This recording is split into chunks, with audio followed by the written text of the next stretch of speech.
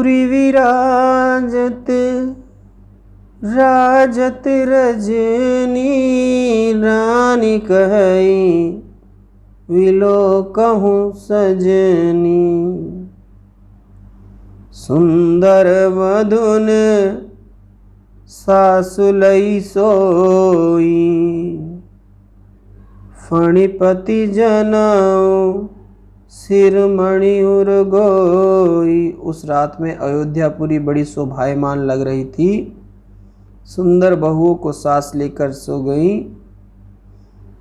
सांस लेकर जो सोई तो ऐसी शोभा हुई मानो नागिन अपने सिर के मणि को हृदय में दबाए हुए पड़ी है। प्रात पुनीत काल प्रभु जागे, अरुण चूड़ वर बोलन लागे। बंदी मागध गुण गण गाए, पुरजन द्वार जुहारन आए। प्रातःकाल होते ही श्री रामचंद्र जी जागे और मुर्गे बोलने लगे तो भाट तथा गाने वाले गुणों के समूह का गान करने लगे और नगर के लोग द्वार पर जुहार अर्थात प्रणाम करने आए। बंदी विप्र सुर गुरु पितु माता, पाए आशीष मुदित सब भ्राता। जननी सादर बदन निहारे, भूपति संग द्वार पगुधारे। सभी भाई देवता, गुरु, ब्राह्मण तथा माता पिता के चरणों की वंदना कर उनसे आशीर्वाद पाकर प्रसन्न हुए। माताओं का आदर सहित मुख देखने फिर राजद्वार आए। कीन शौच सब सहज सुचि, सरित पुनीत नहाय। प्रात क्रिया करि तात पह, आए चारऊ भाई। फिर स्वभाव से पवित्र चारों भाई शौचादि से निवृत्त हो पवित्र नदी सरयू में स्नान संध्या वंदन से निवृत्त हो पिता राजा दशरथ के पास आए। भूप विलोकी लिए उरलाई, बैठे हरसी रजायुष पाई। देखी राम सब सभा जुड़ानी, लोचन लाभ अवधि अनुमानी। तब उन्हें देखकर राजा ने हृदय से लगा लिया। फिर आज्ञा पाकर सब भाई बैठ गए। श्री रामचंद्र जी को देखकर सारी सभा के लोग अपने नेत्रों का लाभ पाकर शीतल हो गए। पुनि वशिष्ठ मुनि कौशिक आए, सुभग आसनि मुनि बैठाए।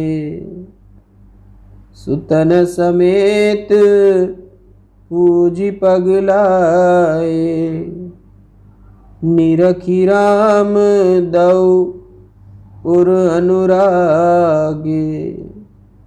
फिर गुरु और वशिष्ठ और विश्वामित्र जी आए तो राजा ने उन्हें सुंदर आसनों पर बैठाया। फिर पुत्रों सहित उनके चरण पूजे और श्री रामचंद्र जी को देख दोनों मुनि प्रेम में मग्न हो गए। कहीं वशिष्ठ धर्म इतिहास, सुनहि महीप सहित रनिवास।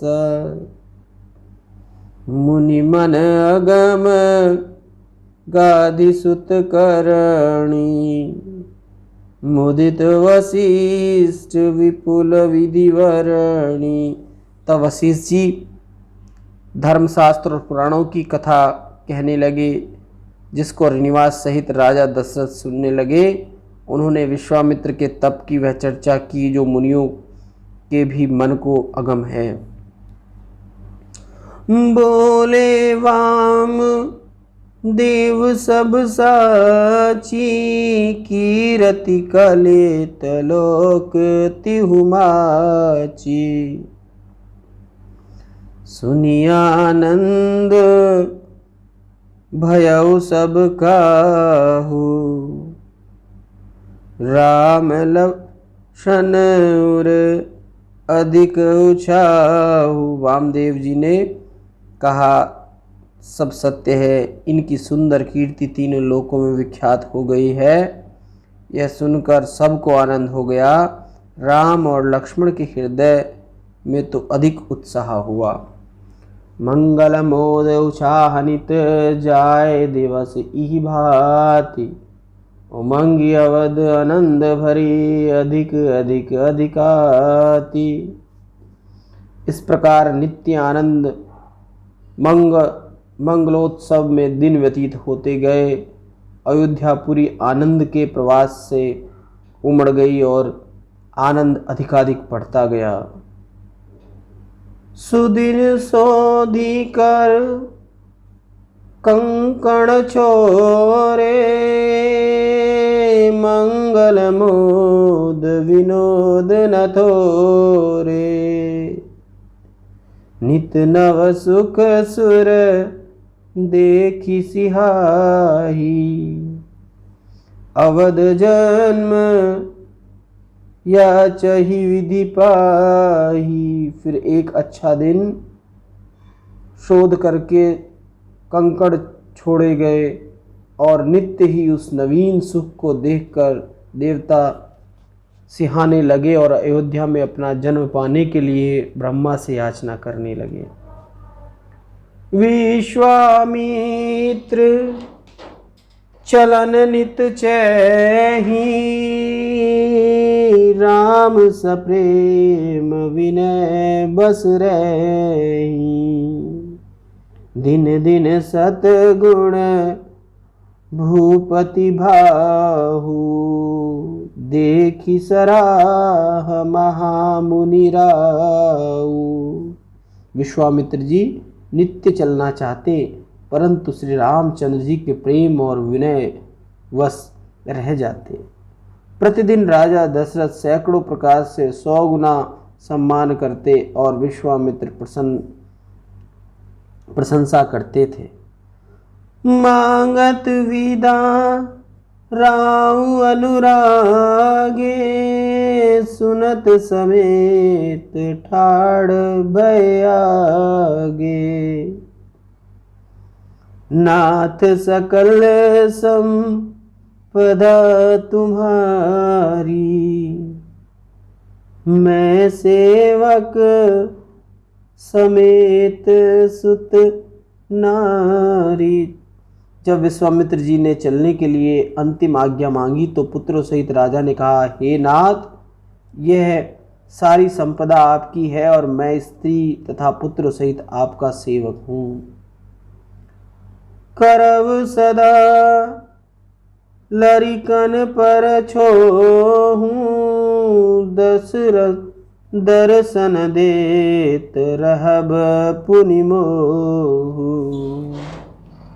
अस कहि राउ सहित सुतरानी, परहु चरण मुख आए नवानी। इन लड़कों पर सर्वदा प्रेम रखिएगा और मुझे दर्शन देते रहिएगा। ऐसा कहकर रानी तथा पुत्र सहित राजा मुनि के चरणों पर गिर पड़े और आगे कोई शब्द मुंह से न निकला। दीन आशीष विप्र बहुभाती, चले न प्रीत रीत कही जाती। राम सप्रेम संग सब भाई, आयुष पाई फिरे पहुँचाई। जब विश्वामित्र जी अनेक प्रकार से आशीर्वाद देकर विदा ले चले तो वह प्रीति कही नहीं जाती। सब भाइयों के साथ श्री रामचंद्र जी मुनि को पहुंचाकर आज्ञा पा लौट आए। राम रूप भूपति भगति व्याह उत्साह आनंद जात सराहत मन ही मन मुदित गादि कुल चंद। इस प्रकार विश्वामित्र जी श्री रामचंद्र जी के रूप तथा दशरथ जी की भक्ति और विवाह के उत्सव को सहारते हुए प्रसन्नता पूर्वक चले गए। वामदेव रघु कुल गुरु ज्ञानी बहुर गादी सुत कथा बखानी। सुनि मुनि सुयस मन ही मन राऊ बरनत आपन पुण्य प्रभाहु। इधर ज्ञानी वामदेव और रघुकुल के गुरु वशिष्ठ जी ने विश्वामित्र जी की कथा कही। मुनि के उस सुयश को सुनकर राजा दशरथ अपने पुण्य प्रताप और भाग्य की बड़ाई करने लगे। बहुरे लोग रजायसु बहूं सुतन समेत नृपहि ग्रह गए हूँ। जह तह राम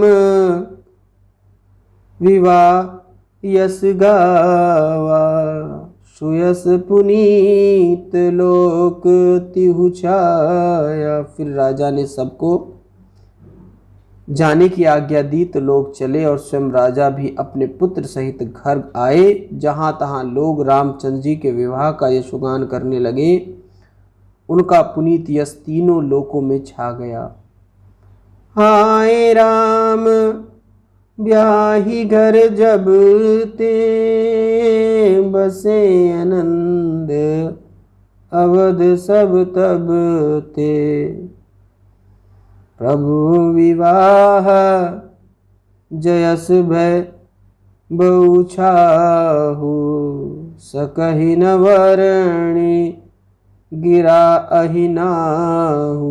जब से श्री रामचंद्र जी विवाह करके घर आए तब से सभी प्रकार के आनंद अयोध्यापुरी में आ बसे और उन प्रभु के विवाह में जैसा उत्सव हुआ उसका वर्णन सरस्वती जी भी नहीं कर सकती। कवि कुल जीवन पावन आनी राम सिय यश मंगल खानी। तहि ते मैं कछु कहाँ बखानी करन पुनीत हेतु निज बानी। किंतु रामचंद्र जी और सीता जी का यह पवित्र यश कवि कुल का जीवन परम पवित्र है। यह जानकर मैं अपनी वाणी को पवित्र करने के लिए कुछ वर्णन किया हूँ। तिन गिरा पावन करन कारण राम यश तुलसी कयो। रघुवीर चरित आगद वारिधि पार कवि कवने लयो। उपवीत व्याह उत्साह मंगल सुनिजे सादर गावही। वैदेही राम प्रसाद ते जन सर्वदा सुख पावही। इस प्रकार केवल अपनी वाणी को पवित्र करने के लिए मैं तुलसीदास रामचरित जी का चरित्र वर्णन करता हूँ। किंतु श्री रामचंद्र जी का चरित्र अपार समुद्र के समान है, तब भला उसका पार कोई कवि क्या पा सकता है। जो जन श्री रामचंद्र जी के यगो पवित्र और विवाह के उत्साह प्रद मंगलों को आदर सहित सुनेंगे गाएंगे, वे मनुष्य श्री सीता राम जी की कृपा से सर्वदा ही सुख को प्राप्त करेंगे। सिय रघुवीर विवाह जे सप्रेम गावही सुनई। तिनके सदा उछा मंगल यतन राम यश। इस प्रकार जो श्री रामचंद्र जी और सीता जी के विवाह को आदर पूर्वक गावेंगे और सुनेंगे, वे सर्वदा ही आनंदवान बने रहेंगे, क्योंकि श्री रामचंद्र जी का यश मंगल का घर है। इति बाल कांड समाप्तम।